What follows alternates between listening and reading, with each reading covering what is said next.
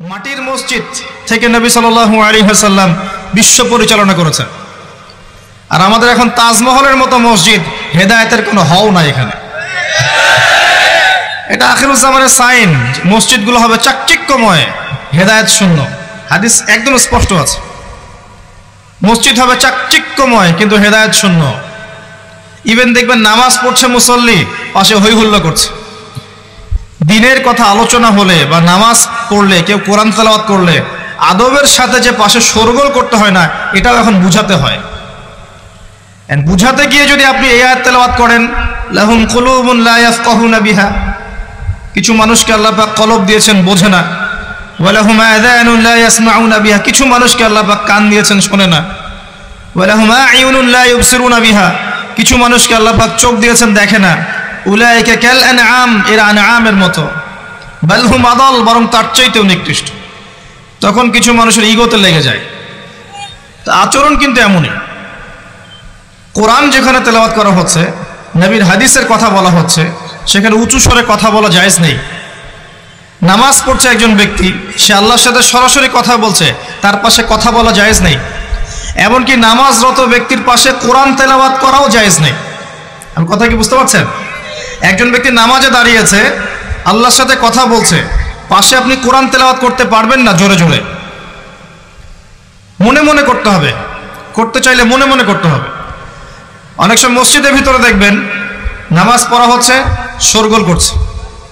নবী সাল্লাল্লাহু আলাইহি ওয়াসাল্লাম বলেছিলেন, আখিরুজ জামানে, তিরমিজিতে আছে হাদিসটা, আখিরুজ জামানে ইসলামের নামটুকু থাকবে, ইসলামের প্রকৃত বিষয়গুলো থাকবে না।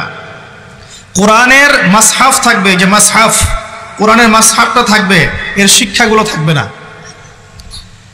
মসজিদগুলো হবে চাকচিক্যময় কিন্তু মসজিদ হবে হেদায়েত শূন্য। আর চতুর্থ লাইনটা আরো ভয়ঙ্কর। 4 নম্বর লাইনে গিয়ে নবীজি বলেছেন সাল্লাল্লাহু আলাইহি ওয়াসাল্লাম, আসমানের নিচে জমিনের উপরে আল্লাহর সবচেয়ে নিকৃষ্ট সৃষ্টি হবেন এক শ্রেণীর আলেম, যাদের থেকে ফিতনা ছড়াবে এবং তাদের দিকেই ফিতনা ফিরে আসবে। তিরমিজির মধ্যে হাদিসটা আছে, যে কোনো আলেমকে জিজ্ঞাসা করে এটা কোন শ্রেণীর আলেম, এটা বোঝার জন্য আপনার পিএইচডি করার দরকার নাই। যারা দিনকে দুনিয়ার বিনিময়ে বিক্রি করেছে, তারাই সেই শ্রেণীর আলেম। যারা সত্য কথা বলতে ভয় পেয়েছে, তারাই সেই শ্রেণীর আলেম। যারা সত্যকে মিথ্যার সাথে মিশ্রিত করেছে, তারাই সেই শ্রেণীর আলেম। এবং যারা ইসলামের নামে উম্মাকে শতদা বিভক্ত করে দিয়েছে, এরাই সেই শ্রেণীর আলেম। আসুন সামনে যাই। নবী করিম সাল্লাল্লাহু আলাইহি ওয়াসাল্লাম যখন এই জাহেলি যুগে বাস করছেন, এই লাইলাতুল কদরে রমাদান মাসে আল্লাহ পাক কোরআন নাজিল করলেন। কি জন্য নাজিল করলেন? কারণ এই সমাজটাকে পরিবর্তন করার জন্য, সমাজের জাহিলিয়াতগুলোকে দূর করার জন্য নবী করিম সাল্লাল্লাহু আলাইহি ওয়াসাল্লাম প্রচন্ড ফিকির করতেন। কি করা যায়, কি করলে মানুষগুলো শিরক ছেড়ে দিবে, কি করলে সুদ বন্ধ হবে, কি করলে মাদক থেকে মানুষ দূরে থাকবে, কি করলে নারীর সম্মান বৃদ্ধি পাবে। তিনি ভাবতেন কিভাবে গোত্রীয় হানাহানি বন্ধ করা যায়, তিনি এগুলো ভাবতে থাকতেন। হেরা গুহায় বসে তিনি এগুলো ভাবতেন, কি করা যায়।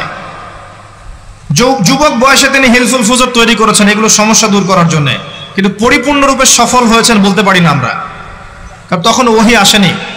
এই ভাবতে ভাবতে ভাবতে ভাবতে একদিন এক রাতে তার কাছে আল্লাহর পক্ষ থেকে কোরআন নাজিল হলো। সূরা আলাকের প্রথম 5টা আয়াত, বিসমিল্লাহির রহমানির রহিম, ইকরা বিসমি রাব্বিকাল্লাযী খালাক। পড়ুন আপনার রবের নামে, যিনি আপনাকে সৃষ্টি করেছেন। খালাকাল ইনসানা মিন আলাক, যিনি মানুষকে সৃষ্টি করেছেন জমাট বাঁধা রক্তপিণ্ড থেকে। আমরা সবাই জমাট বাঁধা রক্তপিণ্ড ছিলাম মায়ের পেটে। আজকে আমরা আল্লাহর দ্রোহী হয়েছি, কিন্তু আমরা পেটের মধ্যে এতটুকু জমাট বাঁধা রক্তপিণ্ড ছিলাম। সূরা ইয়াসিনের মধ্যে আল্লাহ পাক এই কথাটা বলেছেন, তোমাদেরকে তো নুতফা থেকে সৃষ্টি করেছি, ফাইদা হুয়া খাসীমুম মুবিন, যখন সে বড় হয়েছে সুস্পষ্টভাবে আল্লাহর বিরুদ্ধাচরণ করছে।